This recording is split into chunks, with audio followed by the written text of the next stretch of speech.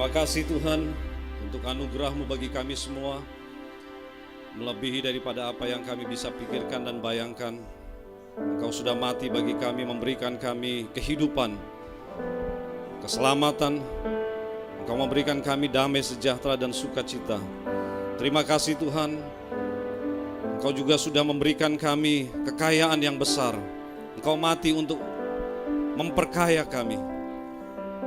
Engkau turun ke dalam dunia untuk memberikan kelimpahan kepada kami.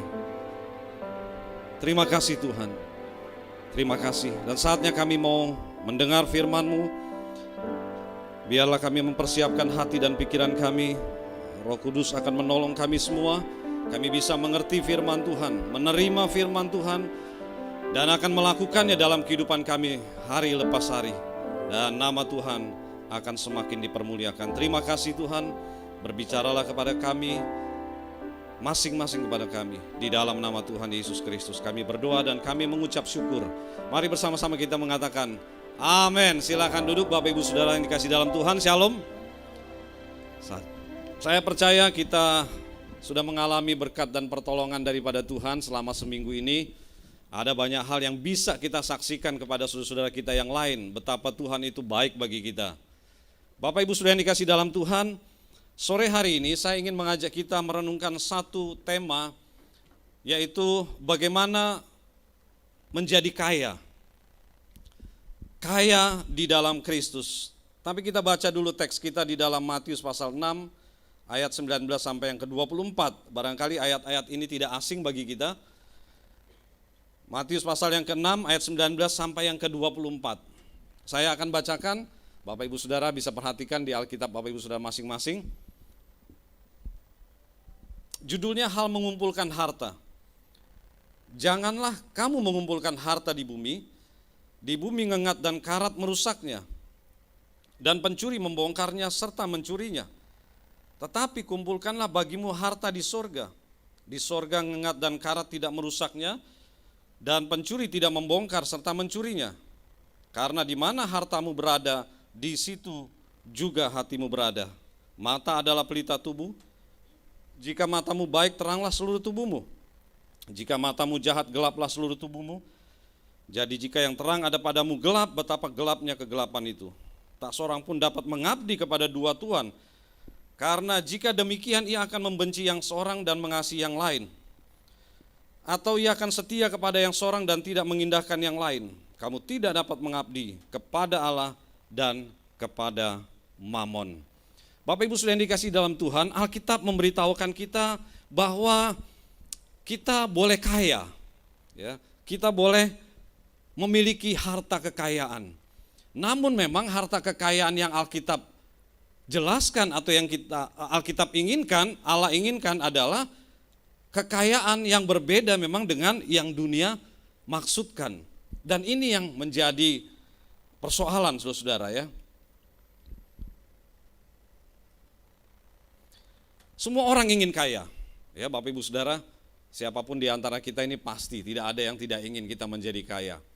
Dan saudara-saudara Tuhan juga tahu, ya Tuhan tahu persis bagaimana kita menginginkan hal tersebut. Tapi saudara-saudara, ya yang menjadi dasar daripada orang ingin kaya itu adalah sifat daripada manusia itu, yaitu manusia merasa tidak puas.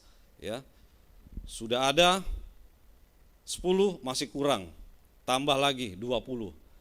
Sudah ada 20 masih kurang, tambah lagi 50 dan seterusnya saudara-saudara. Jadi ada satu sifat yang merasa tidak puas, ada sifat egois, ya maunya buat saya sendiri, maunya buat kita sendiri, ya berusaha bagaimana caranya, pokoknya buat saya saja. Nah, saya kadang-kadang suka memperhatikan anak-anak, Bapak Ibu Saudara gitu ya. Kalau anak-anak kecil itu lagi bermain itu, coba perhatikan pasti dia akan berusaha untuk buat dia sendiri saja, ya temannya tidak dikasih, ya saudaranya tidak diberikan, pokoknya buat dia saja saudara-saudara. Dan tentunya yang menjadi persoalan lagi adalah karena keserakahan manusia. Yang itu diakibatkan oleh karena manusia sudah jatuh dalam dosa Bapak Ibu Saudara. Karena manusia sudah jatuh dalam dosa, maka muncullah sifat keserakahan tersebut yang Alkitab katakan. Ya, kalau dunia mengatakan kalau bisa hidup itu sehemat mungkin, ya, sehemat mungkin, ya, seirit mungkin. Nah ini lebih baik apa saudara? Menerima daripada memberi. Ini kalau orang yang kaya tadi secara dunia, saudara-saudara. Dia pengennya menerima, terus menerima. Tapi memberi, nggak mau.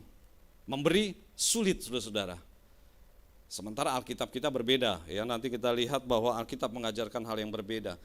Jadi kekayaan itu dianggap sebuah kebahagiaan, makanya manusia mengejar begitu rupa kekayaan, banyak uang, karena dianggap kebahagiaan ada di situ, saudara-saudara. Selain daripada itu dia tidak merasa bahagia. Nah ini yang menjadi persoalan atau dasar daripada manusia itu berusaha ingin kaya, saudara-saudara. Dan akibatnya tentu ini yang jadi persoalan, saudara. Alkitab memberitahu ada konsekuensi yang terjadi karena manusia itu memiliki sifat atau keinginan untuk menjadi kaya, tetapi dengan cara yang berbeda dengan apa yang Alkitab maksudkan. Di dalam 1 Timotius 6 ayat 10 mengatakan akibat mengejar kekayaan manusia menjadi jahat, saudara-saudara. Jadi manusia menjadi jahat itu karena apa? Karena ingin mengejar kekayaan. Ya kalau gitu kita balik, kalau dia nggak mengejar kekayaan berarti dia tidak jahat. Jadi kalau saudara-saudara ingin jadi orang baik, bagaimana? Nggak usah mengejar kekayaan. Nampaknya saudara tidak setuju dengan saya ya. Saudara rasanya, nggak mungkin Pak Pendeta ya. Tetapi saudara-saudara itu yang dikatakan Alkitab. Lalu di dalam Lukas 12 dikatakan akibat mengejar kekayaan manusia menjadi hamba uang. Bukannya uang yang menjadi manusia itu yang menjadi tuan bagi uang itu, tetapi sudah terbalik, saudara-saudara. Karena sudah terbalik, kita tahu banyak kejadian-kejadian yang bertentangan dengan firman Tuhan. Karena manusia sudah menjadi hamba uang, bukan hamba Tuhan lagi, bukan hamba kebenaran. Dalam 1 Timotius 6 ayat 9, akibat mengejar kekayaan, manusia jatuh dalam berbagai-bagai pencobaan.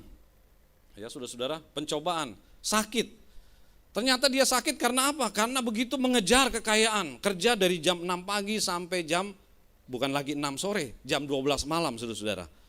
Ya, kerja dari malam sampai ketemu malam lagi. Jadi saudara-saudara, dia begitu berusaha, tapi justru dia jatuh di dalam pencobaan karena tubuhnya menjadi sakit. Dan kalau sudah sakit, siapa yang disalahkan? Orang lain. Kalau sudah sakit, kadang-kadang kita menyalahkan Tuhan. Berdoa dengan sungguh-sungguh, Tuhan sembuhkan saya. Padahal itu kesalahan kita, karena kita mencobai Tuhan. Ya, ada orang masuk penjara, saudara-saudara, gara-gara mengejar kekayaan. Ya, dia mengambil uang orang, dia mengambil uang yang bukan miliknya. Sekarang ini kan lagi rame-ramenya, saudara-saudara, kita mendengar di tayangan mengenai korupsi. Dan tindakan korupsi jelas itu bertentangan dengan firman Tuhan. Bukan hanya undang-undang negara kita, tetapi juga firman Tuhan. Dan akhirnya apa yang terjadi? Ya harus masuk penjara. Dan di dalam penjara dia berdoa sama Tuhan, Tuhan tolong saya. Padahal ini akibat daripada kesalahannya dia karena dia mencobai Tuhan. Apalagi ibu-ibu ya, wah yang suka makan pedas, gak bisa tahan kalau gak bisa makan yang pedas-pedas asem gitu ya. Sudah tahu dokter mengatakan jangan makan pedas-pedas asem gitu ya. Nanti akan sakit perutnya, akan mengalami gangguan kesehatan. Tapi dia sudah berdoa dalam nama Yesus, ya dia makan saudara. Tuhan mendengar, bagaimana saudara melihat? Ini mencobai ya saudara-saudara ya. Jadi kalau kita sudah tahu ya jangan kita lakukan. Nah persoalannya itu saudara, kekayaan juga demikian. Alkitab memberitahu bahwa akibat daripada orang mengejar kekayaan begitu rupa dia jatuh dalam berbagai cobaan. Ada lagi juga masalah hubungan suami istri. Saya mendengar ada satu hubungan suami istri yang akhirnya harus berpisah hanya gara-gara mengejar kekayaan ini. Dia lebih mengutamakan pekerjaannya atau usahanya, sehingga terjadilah akhirnya perceraian dalam rumah tangga. Nah saudara, ini semua terjadi. Akibat apa? Jelas akibat karena kesalahan di dalam melakukan apa yang kita inginkan tadi. Atau yang tadi disebut sebagai kekayaan. Yang saya percaya saudara-saudara, Alkitab atau Allah tahu ya. Nah jadi Alkitab menjelaskan kepada kita ya, kekayaan yang sesungguhnya itu ada di dalam Kristus. Amin, saudara. Yaitu kekayaan secara rohani. Kekayaan rohani, bukan kekayaan jasmani. Kalau kita sudah melihat tadi. Jadi kekayaan sesungguhnya adalah sebuah nilai, bukan sebuah jumlah. Kita mengejar jumlah. Sudah punya 5 tadi, kita pengen punya 10. Sudah punya 10, pengen 20, itu kita mengejar jumlah. Tetapi kita tidak tahu bahwa sesungguhnya Alkitab memberitahu kita yang harus kita kejar adalah justru nilainya. Nah, ini yang nanti saya akan ajak kita sama-sama untuk kita renungkan dan kita akan lakukan dalam hidup kita. Apa itu nilai? Nilai pasti berbicara hal rohani, value ya saudara-saudara, nilai ya, bukan materi. Dan di dalam teks yang kita baca tadi, itu dalam konteks dekatnya itu terdapat, bisa kita ambil dalam Matius pasal 5 ayat 3 sampai 12. Itu Yesus sedang berkhotbah ya kepada orang banyak dari bukit itu, di atas bukit. Itu berbicara tentang kerajaan Allah. Yesus datang untuk memberitakan kerajaan Allah. Jadi nilai-nilai yang Yesus ingin sampaikan kepada murid-muridnya atau pendengarnya, orang banyak pada waktu itu adalah yang disebut nilai-nilai kerajaan Allah ini, saudara. Nanti saudara bisa lihat dari pasal 3 sampai pasal 12 apa saja nilai-nilainya. Tetapi saya mau ambil contoh yang lain yang mencakup daripada ayat-ayat ini, yaitu dalam Roma pasal yang ke-14 ayat yang ke-17, saudara-saudara. Apa yang dikatakan Roma 14 ayat 17? Sebab kerajaan Allah bukan soal makan dan minum. Juga di dalamnya bukan masalah uang atau kekayaan. Tetapi kerajaan Allah itu soal apa Bapak Ibu Saudara? Kebenaran, damai sejahtera, dan sukacita oleh Roh Kudus. Jadi tentunya inilah yang Tuhan mau, saudara-saudara, nilai atau kekayaan yang kita mau kejar. Kekayaan yang kita mau usahakan di dalam hidup kita. Apakah kita tidak perlu uang? Saya rasa Tuhan tahu persis, saudara ya. Nggak usah ditanya lagi lah sama Tuhan. Tuhan tahu kita perlu uang. Tuhan tahu kita perlu kekayaan. Tapi yang Tuhan mau beritahu adalah jangan sampai perhatian kita beralih daripada nilai-nilai rohani tersebut. Karena kalau kita beralih dari nilai-nilai rohani tersebut atau nilai kerajaan Allah, yang terjadi itu tadi, saudara. Ya, persoalan, ya, apa tadi, penyakit, ya, kemudian masalah di rumah tangga, masalah di tempat pekerjaan, masalah diri sendiri, ya, kemudian jatuh dalam berbagai-bagai hal yang kata firman Tuhan. Jadi saudara-saudara, nilai kerajaan Allah adalah kebenaran, damai sejahtera, sukacita. Dan kalau boleh ditambahkan 1 Korintus pasal 4 ayat yang ke-20 itu kerajaan Allah dibilang berbicara masalah kuasa, saudara-saudara. Jadi ketika saat mengalami masalah, mengalami persoalan, maka nilai kerajaan Allah itu bisa mengatasinya. Uang, saya rasa sudah banyak yang tahu ya, bahwa uang tidak bisa mengatasi masalah. Walaupun ya kita tahu bersama, masalah juga membutuhkan biaya. Tetapi pada akhirnya orang sepakat, ya, semua sepakat bahwa uang tidak bisa menyelesaikan masalah. Ada yang mengatakan untuk bisa tidur yang nyenyak tidak bisa dibeli dengan uang kan ya. Untuk bisa mendapatkan kebahagiaan di dalam rumah tangga, ada yang mengatakan bukan masalah uang, ya, dan seterusnya. Apalagi kalau kita lihat di Alkitab. Jadi saudara-saudara, nilai itulah yang akan menolong kita untuk kita bisa tetap damai, sejahtera, tetap memiliki sukacita, dan kata firman Tuhan tadi kita bisa tetap melakukan kebenaran. Satu contoh di dalam Kisah Para Rasul 16 ayat 19 sampai 25, kisah mengenai Paulus dan Silas, Bapak Ibu Saudara. Di situ ceritanya bahwa Paulus dan Silas menghadapi masalah karena mereka memberitakan Injil, mereka bersaksi, lalu mereka ditangkap dan dimasukkan ke dalam penjara. Masalah. Tapi di dalam penjara apa yang terjadi? Perhatikan baik Bapak Ibu Saudara ya. Di dalam penjara dikatakan bahwa Paulus dan Silas, dia tidak ngasih uang ke kepala penjara kan.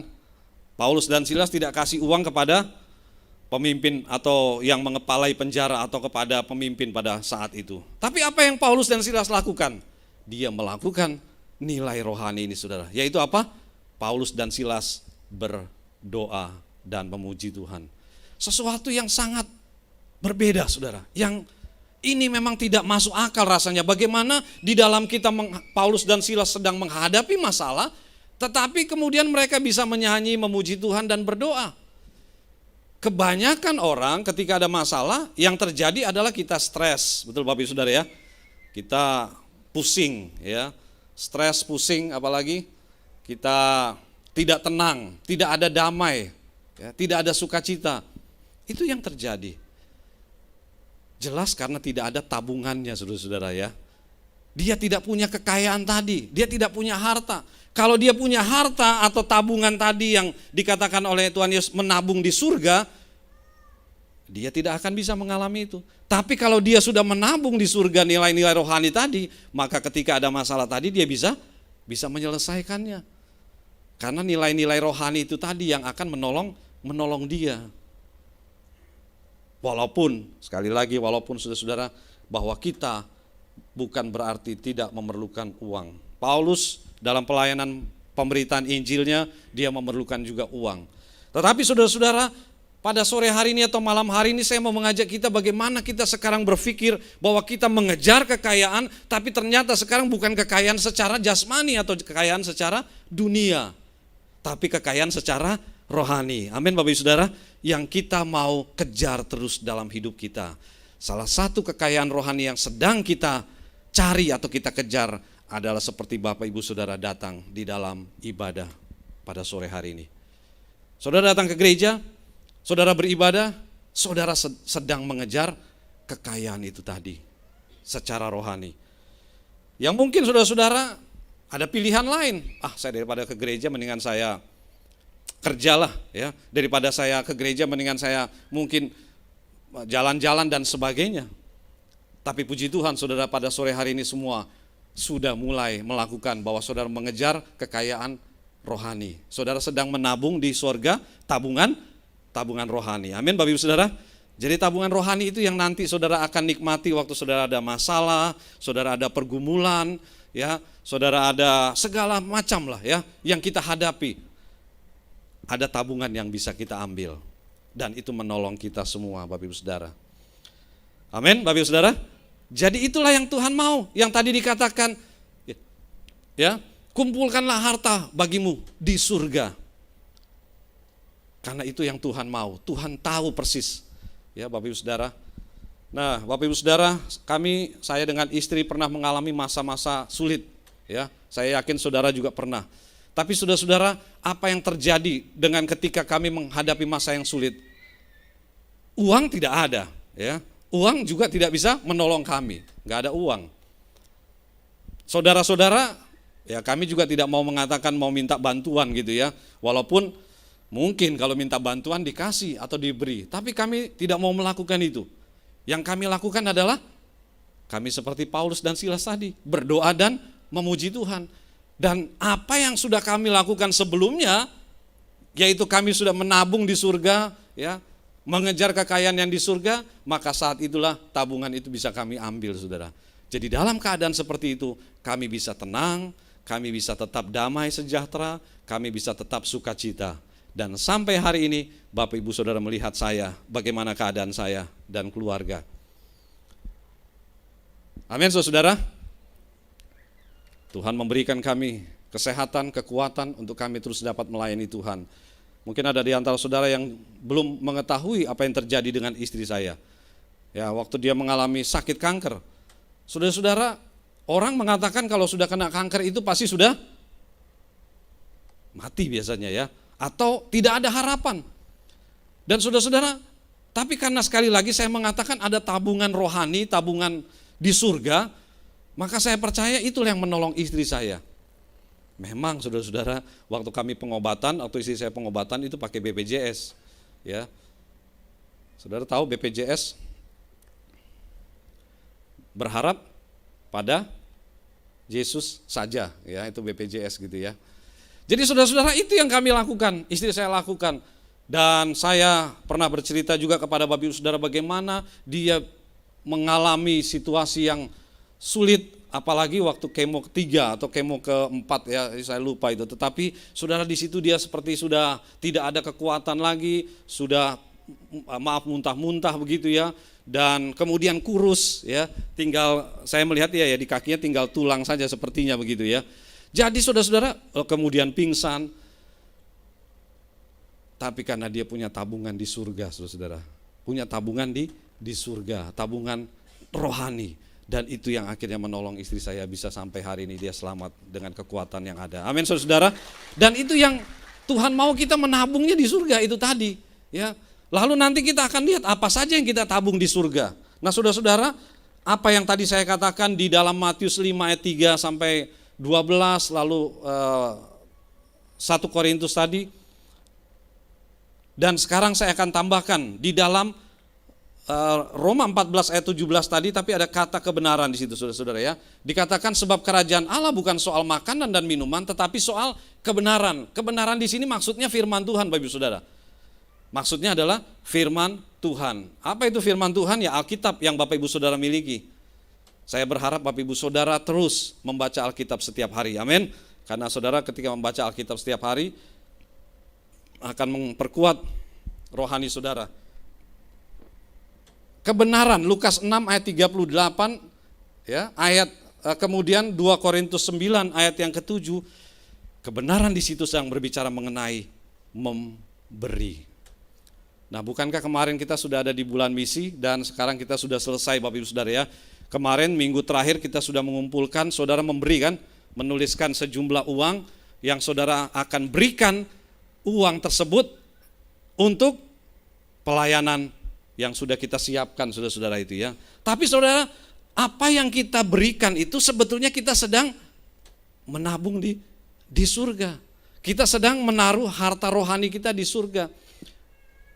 Jadi saudara-saudara, memberi, kata firman Tuhan itu adalah firman Tuhan, adalah kebenaran yang akan membuat kita menjadi kaya. Semakin banyak kita memberi, kita akan semakin kaya saudara-saudara, amin. Kaya tabungan kita di surga. Tapi saya mau cerita saudara-saudara, bukankah ketika kita memberi, Alkitab juga mengatakan kita diberi, amin. Dan banyak kesaksian ya saya mendengar, mereka memberi untuk pekerjaan Tuhan, tapi mereka tidak pernah berkekurangan. Seorang ya saudara-saudara yang bernama William Colgate, yang Bapak Ibu Saudara pernah mendengar atau pernah mendengar kisahnya ya. Dia seorang pengusaha ya, William Colgate. Nah sekarang itu sampai hari ini ada itu ya, pasta gigi Colgate, sabun merek Colgate ya. Hanya memang di sini mungkin kita jarang ya. Waktu saya ada di New Zealand itu rasanya itu semua orang pada pakai itu semua gitu ya kalau di luar negeri. Dia saudara-saudara ketika dia menjalankan usahanya, kemudian usahanya hampir bangkrut, usahanya hampir tutup gitu ya. Dan dia tidak tahu mau buat apa. Ya tentunya dalam situasi seperti itu saya katakan tadi nggak ada yang bisa menolong dia ya. Uangnya juga tidak bisa menolong dia, saudaranya tidak bisa menolong. Hanya satu yang bisa menolong dia, temannya yang punya tabungan rohani tadi saudara. Lalu temannya bilang begini, sekarang kamu lakukan firman Tuhan ya, yaitu kamu memberi buat Tuhan. Jadi mungkin selama ini dia tidak lakukan itu. William Colgate tidak melakukan, apalagi dia tidak memberi persepuluhan. Jadi singkat cerita saudara-saudara, William Colgate akhirnya melakukan apa yang dikatakan temannya ini ya. Dia kasih satu nilai rohani kepada William Colgate, dan semenjak itu dia lakukan saudara. Dan apa yang terjadi? Usaha William Colgate semakin berkembang dan semakin maju. Dan dia tadinya membeli persepuluhan katanya 10%, namanya memberi persepuluhan 10% ya saudara. Tapi ketika dia mengerti firman Tuhan, dia tahu bahwa kekayaan yang harus dia kumpulkan di surga, maka dia mulai banyak memberi. Dia mulai menabung di surga. Dia kumpulkan hartanya di surga. Dia banyak memberi, jadi persepuluhannya bukan lagi 10%, tapi naik 20%, tapi naik 30%. Bahkan sampai ada cerita yang mengatakan bahwa dia beri 90%. Dia enggak kekurangan. Dan bahkan terus sampai akhir hidupnya dia diberkati dan berkelimpahan. Jadi saudara-saudara, ternyata benar ya, bahwa ketika kita memberi, itu kita sedang menabung di kerajaan Allah, di kerajaan surga, tapi sesungguhnya ada imbas atau dampak yang bisa kita terima juga di dalam dunia ini. Walaupun Bapak Ibu Saudara, saya tidak mengatakan bahwa semua orang yang kalau dia memberi banyak ke gereja, dia pasti akan juga diberkati seperti William Colgate tadi. Tidak semua, karena ini pengalaman pribadi. Tapi soal dia menabung banyak di kerajaan Allah di surga itu sudah pasti sama. Semua pasti sama. Nah, inilah yang Tuhan mau kita lakukan. Kita sudah punya janji iman, kita memberi untuk pelayanan misi di gereja kita. Kita memberi untuk pelayanan diakonia. Bapak Ibu Saudara, di gereja kita ini ada pelayanan diakonia, ya, bagi mereka-mereka yang kurang mampu hidupnya di pinggir jalan atau di rel kereta api dan sebagainya. Kita menolong pelayanan ini di gereja kita, ya, kita memberi. Meskipun kita tidak memiliki banyak uang, meskipun kita barangkali kekurangan juga, Saudara. Tapi sekali lagi, karena kita sekarang mengerti prinsip kerajaan Tuhan, kerajaan Allah, bahwa Tuhan mau kita menabung di surga dengan cara bagaimana? Yang memberi tadi. Apakah dengan cara kita memberi sedikit lalu itu tidak tersimpan di surga? Tersimpan, saudara. Seberapapun kita memberi itu tersimpan di surga. Memang orang dunia menilai jumlahnya. Kamu memberi kok dikit banget ya. Kamu beri ini buat apa? Nggak ada artinya kalau kamu memberi segini. Itu kalau manusia, Bapak Ibu Saudara ya. Memang manusia ini kadang-kadang menjengkelkan, manusia bikin kesel gitu ya. Kadang juga menghambat akhirnya orang menabung di kerajaan surga. Gara-gara itu tadi. Nah, tetapi saudara-saudara, mulai saat ini saya mengajak kita memahami berapapun saudara memberi, ya, tentunya sesuai dengan kemampuan kita sedang menabung di kerajaan surga atau di surga. Amin, Bapak Ibu Saudara, tabungan kita tersimpan di sana. Dan memberi dengan sukacita, jangan dengan susah hati, ya. Jangan dengan menggerutu atau bersungut-sungut.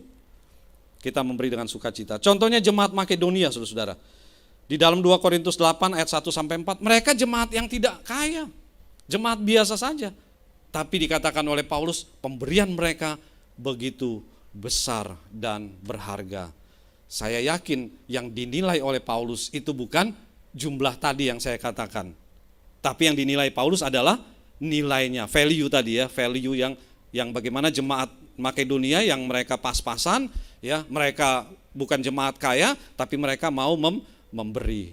Dan itu yang dipuji oleh Rasul Paulus. Dan itu yang sedang mereka menabung di surga, Bapak Ibu Saudara. Jadi kumpulkanlah semua harta kita di surga. Amin, Bapak Ibu Saudara. Mulai sekarang kumpulkan semua harta kita di surga, ya. Bukan dalam bentuk uang ya. Dalam bentuk uang itu nabungnya di bank. Tapi dalam bentuk uang kita nabungnya di surga dengan cara bagaimana? Memberi tadi. Amin. Memberi kepada gereja kita yang ada pelayanan misi, memberi kepada orang yang berkekurangan, saudara kita yang berkekurangan, seterusnya. Kenapa kita mengumpulkan harta di surga atau harus mengumpulkan harta di surga? Firman Tuhan mengatakan tidak akan pernah rusak. Ya, apa yang kita kumpulkan di surga tidak akan pernah hilang, kata firman Tuhan tadi. Saudara kumpulkan uang di sini, di tabungan, di lemari rumah, di dompet, di bawah tanah barangkali kalau saudara punya bawah tanah atau berangkas. Bisa hilang saudara-saudara? Bisa ya. Bisa dicuri? Bisa. Satu kali saudara-saudara ada tempat penitipan diamond terbesar di dunia. Namanya NWRAP, ya. NWRAP ada di Eropa itu. Nah, saudara-saudara, saya ingat cerita ini bagaimana tempat penyimpanan diamond ini motonya begini, ya. Diamond yang disimpan itu tidak akan pernah hilang atau pokoknya paling aman gitu ya, saudara, paling aman pokoknya. Nah, saudara-saudara, tapi apa yang terjadi di awal tahun 2000, ya. Diamond ini, saudara-saudara, tempat penyimpanan diamond ini dicuri, saudara-saudara.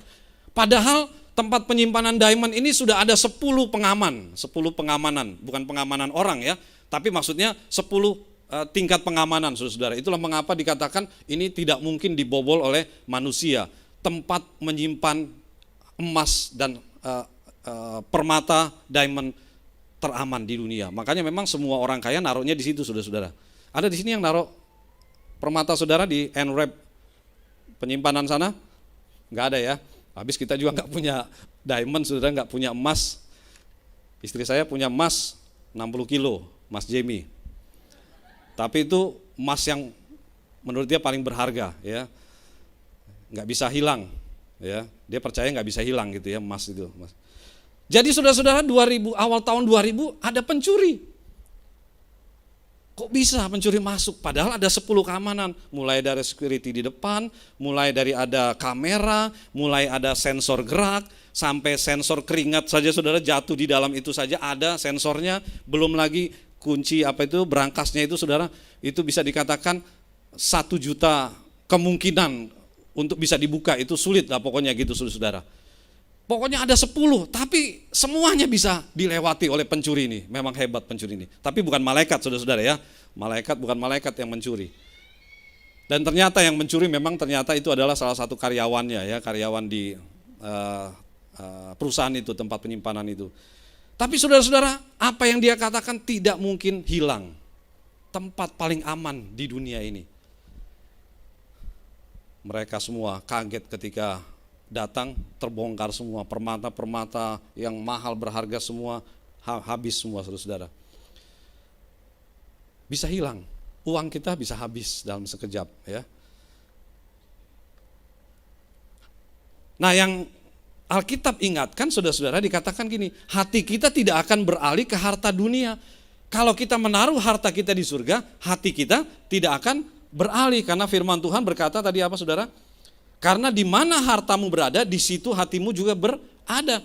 Jadi sebetulnya bagaimana supaya hati kita tidak berada di harta itu, ya kita pindahkan ke harta di surga. Maka jadi hati kita tidak ada di harta itu. Satu kali saudara-saudara ada Pak Joni. Di sini nggak tahu ada Pak Joni, tapi ada Pak John yang saya tahu ya. Pak Joni dengan istrinya yang sudah bukan lanjut usia, tapi usia yang sudah 50-an ke atas. Saudara-saudara, mereka setia ke gereja, jemaat yang setia beribadah. Dan saudara, satu kali mereka membeli sepeda motor, si bapaknya Pak Joni ini membeli sebuah sepeda motor, dan wah, kalau namanya motor baru bagaimana saudara-saudara, senang ya. Saudara punya motor baru, senang. Ada juga susah sih, karena ketika punya motor baru, karena harus bayar cicilannya gitu ya, harus bayar kreditnya, jadi susah. Tapi saudara-saudara, Pak Joni ini dengan senang dia dapat sepeda motor baru ya, dan itu dia pakai untuk ke gereja. Dan ketika dia berangkat ke gereja dengan istrinya pada satu hari Minggu, saudara-saudara, terjadilah keserempet atau kecelakaan di jalan. Walaupun tidak parah, tapi membuat mereka nggak bisa ke gereja dan membuat mereka menjadi susah gitu ya saudara-saudara. Jadi waktu diserempet mobil dan terjatuh, lalu Pak Joni tiba-tiba dengan cepat dia menyelamatkan motornya saudara-saudara ya. Karena sudah tahu tadi kan motor baru gitu kan, motor baru dia cepat selamatkan supaya motornya ya tidak ditabrak barangkali, tidak diserempet lagi. Si istrinya ngelihat begitu, bagaimana saudara-saudara, marah-marah istrinya. Papa nih bagaimana sih, masa yang ditolong duluan motornya bukan saya, istrinya gitu saudara. Ini hati-hati memang ya Bapak Ibu Saudara, kalau sudah sampai begini ya bahaya ini. Berarti dia sudah kurang mengasihi istrinya, bisa jadi gitu ya. Atau ya sudah bosan sama istrinya. Jadi saudara-saudara, istrinya marah-marah bilang, "Papa nih bagaimana kok malah motor duluan?" Tapi tahu saudara apa yang dikatakan oleh papanya? "Mama ini sudah lunas dibayar oleh darah Tuhan Yesus. Kalau motor ini kan belum, jadi makanya saya selamatkan motornya." Jadi saudara-saudara, karena mamanya itu istrinya sudah lunas dibayar oleh darah Yesus, jadi sudah lunas lah ya, nggak takut. Tapi motornya ini belum lunas makanya Papa selamatkan motor ini supaya nggak rusak. Di mana hartamu berada, di situ hatimu berada. Ini Pak Joni, mamanya, istrinya bilang begini, jangan-jangan Papa ini sudah kena firman Tuhan ini ya. Di mana hartamu berada, di situ hatimu berada. Hatinya Pak Joni ada di sepeda motor itu. Saudara, itu cerita saja ya, ilustrasi, tetapi mau menggambarkan bisa jadi kita akhirnya hidup kita di harta itu saudara. Hati kita ada di kekayaan itu. Dan bahaya kalau kita sampai mengalami hal seperti itu. Walaupun tidak seperti Pak Joni tadi, tapi setidaknya apa yang Alkitab katakan, akan ada banyak pencobaan yang kita alami, kesusahan dan sebagainya. Jadi hati kita tidak akan beralih. Hati kita tetap berada di kebenaran waktu kita menabung di surga, saudara-saudara. Jadi hati kita aman. Ya, hidup kita akan damai, tenang dan sukacita. Dan yang satu lagi saudara-saudara, Alkitab katakan apa? Nah, ini menarik karena di Alkitab disebut mata adalah pelita tubuh. Lalu apa hubungannya sih sebetulnya harta dengan mata, saudara-saudara? Ternyata ada hubungan yang erat ya. Orang tuh katanya kalau sudah ngelihat uang matanya jadi, ada yang bilang hijau dulu ya, tapi sekarang udah gak hijau lagi, merah sekarang matanya ya, kalau lihat uang banyak. Jadi saudara-saudara memang mata ini perlu dijaga ya. Kejatuhan pria karena mata, kejatuhan wanita karena harta, katanya begitu. Jika matamu baik, teranglah seluruh hidupmu. Ketika mata kita terang, kita bisa menilai. Ketika mata kita terang, kita bisa melihat dengan baik, saudara. Tapi kalau mata kita sudah tertutup dengan kekayaan tadi, harta dunia, maka disitulah kita tidak lagi bisa melihat dengan terang, dengan baik. Jadi saudara-saudara, memang Alkitab mengingatkan kita, jaga hati, jaga mata kita. Dan saudara-saudara, itu yang harus kita kumpulkan di surga. Amin Bapak Ibu Saudara. Jadi mulai malam hari ini kita mau mengumpulkan harta kita di surga. Amin. Bapak Ibu punya uang, bagaimana cara nabungnya di surga? Memberi. Bapak Ibu memberi ke gereja, memberi persembahan, memberi janji iman yang kita sudah tulis. Mungkin ada Bapak Ibu Saudara yang belum. Ya mungkin nanti diingatkan Bapak Ibu Saudara yang belum menuliskan janji iman bisa menuliskan dan dikembalikan di gereja. Jadi yang jelas saudara-saudara, kita menabung dengan cara memberi. Kita menabung dengan cara apa tadi? Damai sejahtera, ya. Ada sukacita, ya, yang harus kita miliki untuk kita menjadi tabungan kita di surga. Nah, cara mengumpulkannya saudara-saudara, Alkitab ayat 24 itu mengatakan apa? Ayat yang ke-24, tak seorang pun dapat mengabdi kepada dua tuan, karena jika demikian ia akan membenci yang seorang dan mengasihi yang lain, atau ia akan setia kepada yang seorang dan tidak mengindahkan yang lain. Kamu tidak dapat mengabdi kepada Allah dan kepada Mamon. Maksud dari ayat ini saudara-saudara mengingatkan kita, bagaimana cara kita mengumpulkan harta di surga adalah mengabdi hanya kepada Kristus. Amin. Kita hanya percaya dan setia kepada Allah, kepada Kristus. Disitulah kita bisa menabung, disitulah kita bisa mengumpulkan harta di surga. Artinya kita mendengar, mentaati perintah Tuhan, kita mentaati apa yang dikatakan oleh firman Tuhan, apa yang dikatakan kebenaran tadi, dan kemudian kita melakukannya, saudara-saudara. Ini bisa dibandingkan dengan Matius ayat 8, 24. Ini juga menjadi bahagian masih dari konteks yang ayat-ayat kita baca tadi, Bapak Ibu Saudara, khotbah Tuhan Yesus di bukit. Jadi saudara-saudara, bagaimana cara kita mengumpulkannya? Kita mengumpulkan dengan mentaati perintah Tuhan. Amin Bapak Ibu Saudara. Jadi taatilah perintah Tuhan. Kalau perintah Tuhan kita memberi. Amin. Kalau perintah Tuhan kita memberi persepuluhan, kita memberi persepuluhan. Kalau perintah Tuhan kita menolong, kita menolong. Kalau perintah Tuhan kita mengampuni, kita mengampuni. Itu yang kita lakukan. Dan ketika kita lakukan, kita sedang menabung di kerajaan surga. Dan semua itu tidak akan dicuri, tidak akan hilang Bapak Ibu Saudara. Amin Bapak Ibu Saudara, tidak akan curi, tidak akan hilang, tidak akan berkurang. Ya, saudara tahu bunganya di surga yang saudara dapat berapa? Kalau saudara nabung di bank bunganya berapa? Ini kok saya jadi hitung-hitungan bunga ya. Tapi setahu saya sih paling banyak berapa? 12% ya. Tahu benar apa salah. Pokoknya kalau saudara nabung di bank itu paling segitu persen kan? Paling tinggi 12 atau berapa? Tapi di kerajaan surga Alkitab mengatakan bisa 30% saudara. Bisa 60%, bahkan dikatakan Alkitab bisa 100%. Sampai di sini yang nggak mau bunganya 100%. Oh semuanya mau saudara-saudara ya. Pasti kita mau bunganya kita yang kita tabung itu bisa sampai 60% bunganya. Dan itu hanya terjadi di dalam bank kerajaan surga saudara. Tidak ada di bank di dunia ini. Di dunia ini paling banyak segitu. Itu pun juga saudara udah dipotong ini, potong itu habis juga ya apa yang kita dapat. Saudara yang dikasih dalam Tuhan, marilah kita akan menjadi kaya dalam Kristus. Amin. Kita akan menjadi jemaat di jam 6 sore yang menjadi kaya dalam Kristus. Ya, ada satu kisah Bapak Ibu Saudara yang saya ingin bagikan ya, bagaimana anak ini dia menabung bagi kerajaan surga. Nah, saudara-saudara, pada tahun 1800 ya, ada seorang anak bernama Hattie Mae Wyatt, ya, atau Wyatt. Anak ini saudara-saudara, dia pengen sekali ke sekolah minggu, ya. Nah, di dekat rumahnya itu ada gereja kecil, ya, gereja yang ya zaman itu saudara pasti bukan bangunan yang bagus. Dan waktu itu dia mau masuk nggak bisa karena sudah penuh, ruangannya kecil, anak-anak sudah penuh di dalam, jadi dia nggak bisa masuk dan juga ditolak oleh gurunya, nggak bisa masuk. Dan dia nungguin di depan pintu itu, dia menangis, ya. Padahal dia pengen sekali karena dia lihat di dalamnya itu menarik, ya. Lalu pendetanya, si pendeta Russell Conwell lewat atau mau menuju masuk ke situ. Dia lihat anak itu, lalu dia tanya anak itu, "Kenapa engkau menangis?"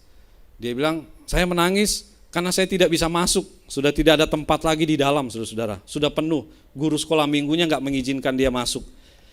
Jadi saudara-saudara, ya tentunya ini pendetanya ya, Russell Conwell, dia bilang, "Oh nggak apa-apa, masuk saja." Ya, dia masukin tuh anak itu ya ke dalam ruangan itu, dia paksa dan ya sudah, akhirnya anak ini bisa ikut sekolah minggu. Waktu dia pulang, dia cerita ke mamanya, senang sekali saudara-saudara, bisa ikut sekolah minggu, ya. Karena memang di sekolah minggu menarik. Oleh sebab itu juga saya mendorong anak-anak yang ada di sini, kalau Bapak Ibu sudah bawa anak, bawalah ke sekolah minggu, karena di sekolah minggu nanti anak-anak bisa dapat pembelajaran atau kegiatan yang menarik, tentunya tidak di ibadah umum ini. Dan saudara-saudara, dia cerita ke mamanya, kemudian mulailah dia rajin ya datang ke sekolah minggu itu. Tapi tidak sampai 2 tahun anak ini meninggal, saudara-saudara. Anak si Hattie Mae Wyatt ini meninggal, dan pendetanya begitu sedih karena dia merasa terkesan dengan anak ini. Dan akhirnya diadakan ibadah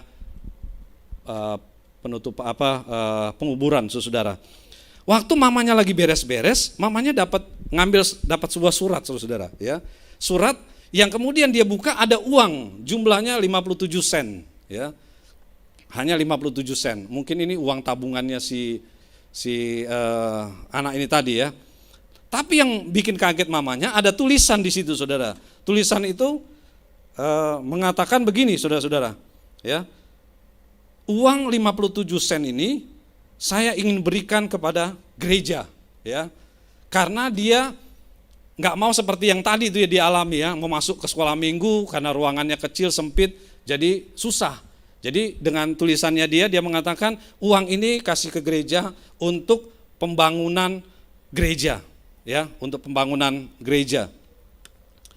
Dan dikasihlah uang ini dan amplop ini ke pendeta Russell Conwell tadi, saudara-saudara. Dan waktu pendeta Russell Conwell ini menerima, dia begitu tergugah gitu ya, begitu tersentuh, saudara-saudara.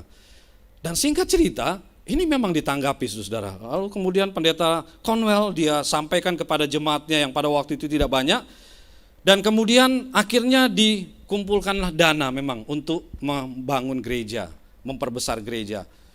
Dan kemudian saudara-saudara, berita ini terdengar, kemudian ada orang yang menyumbang, kemudian singkat cerita dalam waktu 5 tahun terkumpullah dana $250.000 pada tahun itu, saudara-saudara. Dan kemudian apa yang terjadi? Dibangunlah gereja besar yang sampai hari ini gereja tersebut ada di kota Philadelphia, bernama Gereja Temple Baptist Church atau Grace Baptist Church. Gerejanya besar, saudara, sekarang ada di sana. Tapi itu dimulai dari cuma 57 sen tadi, uang anak kecil tadi, saudara-saudara. Dan saya percaya apa yang anak ini berikan itu seperti nabung tadi ya, saudara-saudara, ya, sedang menabung di kerajaan surga. Yang memang beberapa tahun kemudian, dan mungkin juga memang si anak kecil ini tadi dia nggak melihat lagi, saudara, ya, dia tidak menyaksikan lagi uangnya itu jadi gereja besar. Si Hattie ini dia tidak melihat, tapi inilah yang terjadi, saudara-saudara, bahwa memang ketika kita menabung di kerajaan Allah, itu hasilnya bisa terlihat begitu luar biasa. Dan tentunya saya percaya, saudara-saudara, Hattie ini juga pun dia menerima sukacita di surga. Tabungan yang dia berikan, dia terima. Amin, Bapak Ibu Saudara. Tuhan menolong kita. Seberapapun yang kita bisa beri, seberapapun yang bisa kita lakukan, seberapapun yang coba kita usahakan, itu tidak sia-sia. Asalkan kita tadi percaya kepada Kristus, kita mau taat kepada firman-Nya, kita sedang menabung di surga. Mari kita berdiri bersama-sama, Bapak Ibu Saudara.